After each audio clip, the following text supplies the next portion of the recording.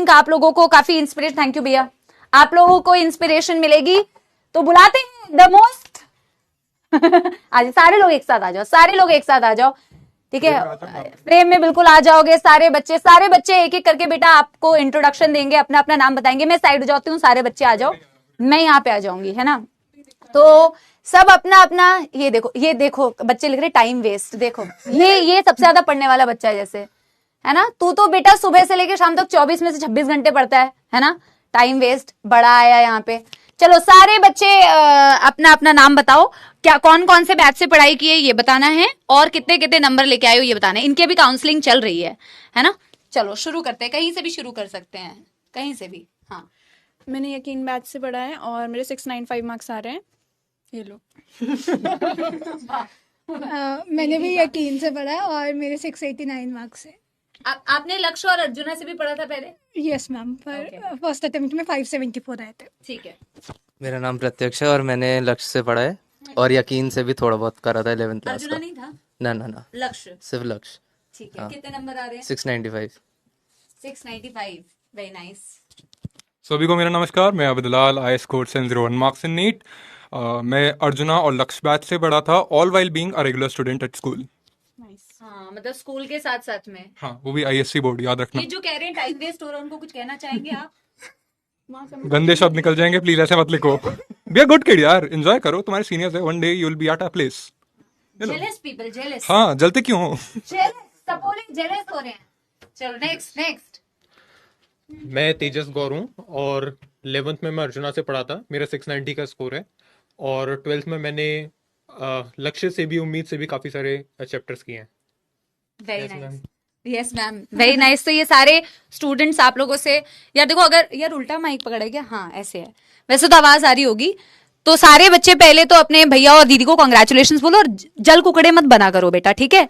तुम भी कल को सिलेक्ट होगे और तुम भी आओगे ना मिलने के लिए। सारे बच्चे देखो, सारे तुमको हाई कर रहे हैं, तो बेटा ये तो तुम्हारी वो बोलते हैं क्या, खुशकिस्मती है कि बच्चे आपसे मिलने के लिए आए। ये ईमानदारी से मैं बता रही हूँ, देखो तुम भी कल को सिलेक्ट होगे और तुम्हें भी यहाँ पे आने का चांस मिलेगा। इसमें हाँ, ये फ्लेक्स क्या होता है, तुम भी करो ना। ये पीछे कौन वीडियो कॉल में कनेक्ट हो गया है? Oh my God, oh my God, ये तो आज गजब। आज तक हमने लक्ष्य में कभी वीडियो कॉल नहीं किया है। तो बेटा इनसे ना मोटिवेशन लेनी होती है। मैं सबसे ना एक ज्यादा तुम्हारा टाइम वेस्ट नहीं करूंगी, क्योंकि तुम तो बेटा अभी जाओगे, पीएमओ काम है तुम्हारा, है ना। तो मैं सबसे ना कुछ बातें पूछूंगी जिसने सिलेक्शन में, जिन चीजों ने सिलेक्शन में हेल्प किया है, और ऐसी कोई चीज जिससे कि मतलब कोई नेगेटिव पॉइंट जो आपको नहीं करना चाहिए, ठीक है। तो सबसे पहले हम शुरुआत करते हैं। आप बताओ कि आपने बच्चों को ऐसी कौन सी एक चीज तो करनी ही करनी चाहिए जिससे कि सिलेक्शन हो जाए? यार पढ़ाई तो हाँ, वो तो है ही, बट अपनी ना प्रॉब्लम्स के बारे में ज़्यादा, मतलब सही शब्द बोलूँ तो रोया मत करो कि हर जगह बैकलॉग। उसके ऊपर ना प्रॉब्लम की जगह सोल्यूशन पे फोकस करो। अपने आप आपको मिल जाएंगी चीज़ें। हर जगह ये मत कहो कि बैकलॉग है, कैसे खत्म करूँ। मतलब पढ़ो, प्रॉब्लम मत हाँ, बनाओ। सोल्यूशन पे फोकस करो। मेन ये तो मैं हमेशा बोलती हूँ कि हमेशा प्रॉब्लम ये तो, लेकिन तुम तो बेटा रोते ही रहते हो ऑल द टाइम कि ये हो गया वो हो गया, है ना। तो प्रॉब्लम सही बोला इसने, बिल्कुल सही। सिर्फ प्रॉब्लम्स गिनोगे तो बहुत प्रॉब्लम्स मिलेगी। You have to find solution, because eventually तुम्हारा प्रॉब्लम है, तुम्हें ही सॉल्व करना है, और तुम्हारे प्रॉब्लम के सोल्यूशन से ही तुम्हारा सिलेक्शन होगा, है ना। कोई एक ऐसी चीज जो अवॉइड करनी चाहिए, जो अगर मतलब बच्चे अगर ना करे तो ज्यादा बेहतर होगा। कमेंट में स्पैमिंग मत करो। कमेंट में स्पैमिंग, हाँ, एज मानसी मेंशन्ड, एक तो कमेंट में स्पैम मत करा करो, अच्छे कमेंट भी करो, single comment done. And other thing I would like to add कि बहुत सारे बच्चे रिलेशनशिप्स में चले जाते हैं during these days. Toxic relationship से दूर रहना। If you find a person, ऐसा पर्सन ढूंढो जो आपसे सेम एम रखता हो, हु प्रमोट्स योर एम, जो आपको पुश करे to be better version of your self.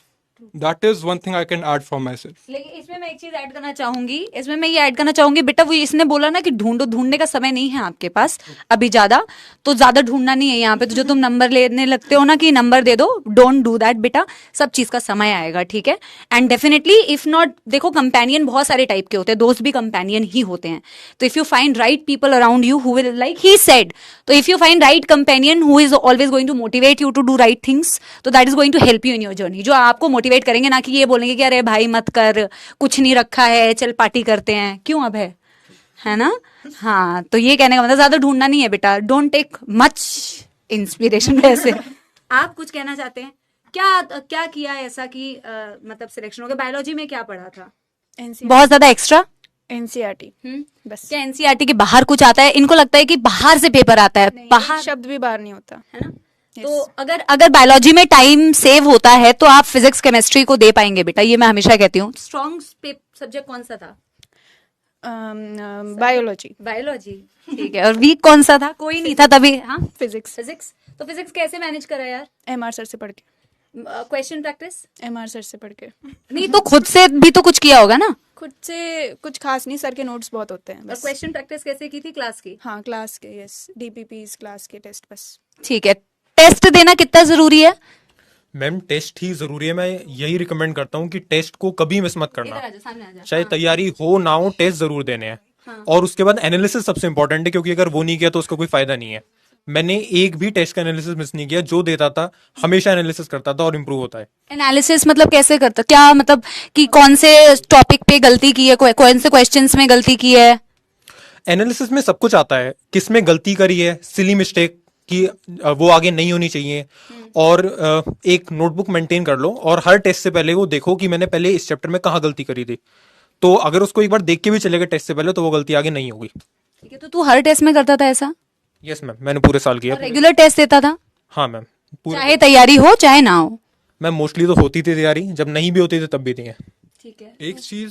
एक चीज टेस्ट एनालिसिस में मैं ऐड करूंगा, जो क्वेश्चन सेक्शन बी में आप छोड़ते हो उन्हें हमेशा व्यू करा करो। हम गलती ये करते हैं, हम जो क्वेश्चन गलत कर रहे हैं सिर्फ उन्हें देखते हैं। इट्स इंपॉर्टेंट कि तुम सेक्शन बी में जाओ, वो क्वेश्चन ढूंढो जो तुमने स्किप करे हैं, एंड रीजन फाइंड आउट करो। हाँ, रीजन फाइंड आउट करो कि क्यों छोड़ना पड़ा हो। क्या पता वो क्वेश्चन एग्जाम में आ जाए तुम ना कर पाओ। मैं एक चीज ऐड करना चाहूंगा, काफी सारे क्वेश्चन में जब हम तुक्के लगाते हैं तो उसको ना क्वेश्चन पेपर में मार्क कर लिया करो कि इस पे मैंने तुक्का लगाया है, और उसको फिर बाद में एनालाइज जरूर करो कि ये कैसे इंप्रूव होगा, क्योंकि कई बार वो सही हो जाते हैं तो हम छोड़ देते हैं। हाँ, कि सही हो गया था, फिर अपना दिमाग नहीं ज्यादा चलाते कि मैंने तुक्का लगाया था। सही बात है। कुछ ऐड करना है पॉइंट? मैम सबसे इम्पोर्टेंट चीज़ है रिविजन और क्वेश्चन प्रैक्टिस, क्योंकि नीट पूरा मेमोरी तूने बेस्ड। कैसे क्वेश्चन प्रैक्टिस की थी यार फिजिक्स केमिस्ट्री में? मैम फिजिक्स में तो एमआर सर क्लास में ही काफ़ी क्वेश्चंस करा देते हैं, उसके बाद डीपीपीस और मैंने मॉड्यूल सॉल्व करे थे। तूने मॉड्यूल सॉल्व किए थे? क्या मॉड्यूल जरूरी है क्या कि मॉड्यूल्स लेना ही लेना है? अगर मतलब चैप्टर खत्म होने के बाद क्लास के क्वेश्चन सारे एक बार फिर से खुद से कर लो, डीपीपीस कर लो, पीवाईक्यूज कर लो, उसके बाद टाइम बचे तो मॉड्यूल या कोई एक्स्ट्रा बुक करो। पहले वही बेसिक चीज़ें करनी है। कुछ बायोलॉजी में कुछ ज्ञान? बायोलॉजी में क्या पढ़ना चाहिए? यार एनसीईआरटी पढ़ो, ऐसे तो सब यही बोलते हैं। तुम लोगों को लगेगा कि ये ऐसे ही बोल रहे हैं, इन्होंने पढ़ी होगी कोई और सी बुक, बट ऐसा नहीं है भाई। एनसीईआरटी से ही आना है, उसी पे ध्यान दो बस। That's it. इधर उधर की बातें ज्यादा मत हाँ करो, हाँ हाँ, सिर्फ एनसीईआरटी बेस्ड पढ़ाई करो, बस। उसी से सिलेक्शन होगा बेटा। जितना आप ना बायोलॉजी में टाइम सेव करोगे उतना ही आप दूसरे सब्जेक्ट्स को टाइम दे पाओगे। और जैसे कि मैं सबसे पूछ भी रही थी, इनमें से कुछ हैं जो ना स्कूल गोइंग, जैसे अब तू स्कूल गोइंग था ना, इसने स्कूल गोइंग के साथ साथ में करा है यार। तो आप लोग हमेशा पूछते रहते हो कि स्कूल गोइंग के साथ पॉसिबल है या नहीं है, तो he is an example. And there were a lot of students जो आए थे जिन्होंने स्कूल के साथ साथ में क्रैक किया है। एंड बोर्ड्स देना भी, आप लोगों ने जो बोर्ड्स दिए हैं, आप लोग जो 12th वाले हैं, तो बोर्ड्स में भी यार इन्होंने हमारी नोट्स को पढ़ा था और उसी को अपनी अंग्रेजी लैंग्वेज में थोड़ा बहुत कन्वर्ट करके सारी चीजें की थी। कैसे पेपर ऐसे ही करना होता है। तो तुम बोर्ड्स के लिए भी अलग से जो सोचते हो ना कि अलग पढ़ना पड़ेगा, कुछ बोर्ड्स आ रहे हैं, बोर्ड्स आ रहे हैं, बोर्ड्स में बेटा अलग क्या होता है? ठीक है, मैं तो बायोलॉजी की बात कर सकती हूँ कि एटलीस्ट तुम्हारे जो नोट्स हैं भाई वही तो तुम्हें लिखना है सब्जेक्टिव के फॉर्म में। थोड़ी बहुत तो इंग्लिश की लाइंस तुम्हें ऐड करनी पड़ेगी, है ना? तो दे आर दी एग्जाम्पल्स जो कह रहे हैं कि भैया क्लास से पढ़ो, रेगुलर क्लास अटेंड करो, रेगुलर टेस्ट दो। कोई और टेस्ट सीरीज दी थी क्या? हाँ, टेस्ट सीरीज कौन सी? एलन की दी थी मैंने। एलन की टेस्ट एलन सीरीज। डी- अच्छा मैंने भी आकाश की करी थी। अच्छा, और यहाँ की कोई टेस्ट सीरीज यहाँ की भी, मतलब इसके साथ एक्स्ट्रा में। एक्स्ट्रा? जो रेगुलर संडे को टेस्ट होते थे वो दिए। अच्छा, ठीक है। तो बस यही है कि बढ़िया पढ़ाई करो, टेस्ट वेस्ट सारे दो। प्रिपरेशन तो आपकी बेटा कभी भी, आप हमेशा यही कहोगे कि हमारी प्रिपरेशन नहीं थी इसलिए हमने टेस्ट नहीं दिया। हमेशा यही बहाना होता है कि हमारे बैकलॉग थे तो इसलिए हमने टेस्ट नहीं दिया मैम, अगली बार टेस्ट दे देंगे। अगर टेस्ट परसेंटेज दोगे ना बच्चों का, बच्चे रेगुलर कितना टेस्ट देते हैं? बहुत कम है कि बच्चे टेस्ट देते हैं, क्योंकि उनको लगता है उनका प्रिपेयर ही नहीं हुआ है। तो बेटा प्रिपरेशन आपकी तो नीट के पहले तक भी नहीं होगी। नीट के पहले भी तुम्हें यही लगेगा कि अभी बाकी है, पढ़ लेता हूँ। तो ऐसा तो तुम्हें हमेशा लगेगा, but that should not be an excuse कि आप पेपर ना दें, क्योंकि आप जब टेस्ट देंगे तभी आपको अपने मिस्टेक्स पता चलेगी। और जैसे ये कह रहा था कि एनालिसिस करना बहुत जरूरी है, अभय ने भी एक बहुत अच्छी बात बताई कि हम ना जो क्वेश्चन स्किप कर देते हैं ना, उसको स्किप ही छोड़ देते हैं, उसमें हम दिमाग ही नहीं लगाते कि उसको भी देख लेना चाहिए। तो ये बहुत छोटी छोटी सी बातें हैं, जिसको फोकस करोगे तो सिलेक्ट हो जाओगे, है ना? ठीक है। हाउ टू क्या ऑर्गेनिक स्टडी आवर्स, क्या कोई स्टडी आवर्स होनी चाहिए क्या? स्टडी आवर्स सबकी अलग अलग होगी। हाँ, कोई रात में जाग के पढ़ने वाले कौन से हैं तुम में से? और तू? मेरा ऐसे ही रहता था कभी कभी भी जब मन कोई करे। Same routine. और ऐसा कुछ है क्या कि कितने घंटे पढ़ना चाहिए? 10 से 12 बहुत होते हैं। कंसिस्टेंसी। चाहे एक दिन में 2 घंटे भी पढ़ो, बट कंसिस्टेंटली इतने दिन करोगे ना तो it will sum up eventually. 2-2 घंटे सम अप होके 1 साल 2 साल कितने बन जाते हैं। देखो, कुछ दिन होंगे where you'll study 0 hours, but last के 3-4 महीने ऐसे होने चाहिए जब तुम 13-14 घंटे घिस रहे हो। That is very important. Last के 3 मंथ्स बहुत इंपॉर्टेंट है। लेकिन अगर तुम लोग बेटा वैसे पढ़ने वाले बच्चे नहीं हो ना, जो तुम की जो 13-14 घंटे चला सकते हो, तो you should be consistent starting से।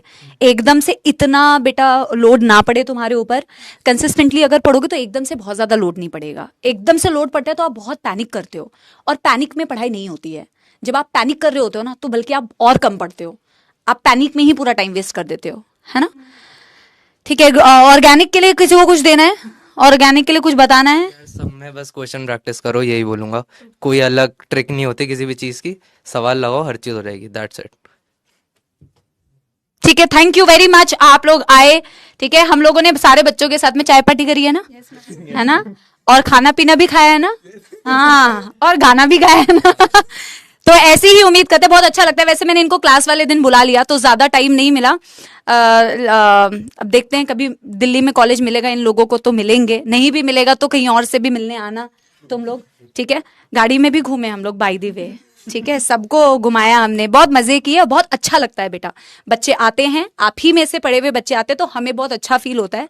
हमें भी बहुत अच्छा लगता है कि ऑनलाइन से पढ़े हुए बच्चे सिलेक्ट भी होते हैं, and they are the examples for you, कि कल को आप भी बेटा यहाँ पे होंगे। अच्छे से पढ़ाई कीजिए, मन लगा के पढ़ाई कीजिए। ये कमेंट बाजी में स्पैमिंग जितनी कम करेंगे बेटा, उतना ज्यादा आप फोकस कर पाएंगे। ठीक है, बहुत बहुत धन्यवाद।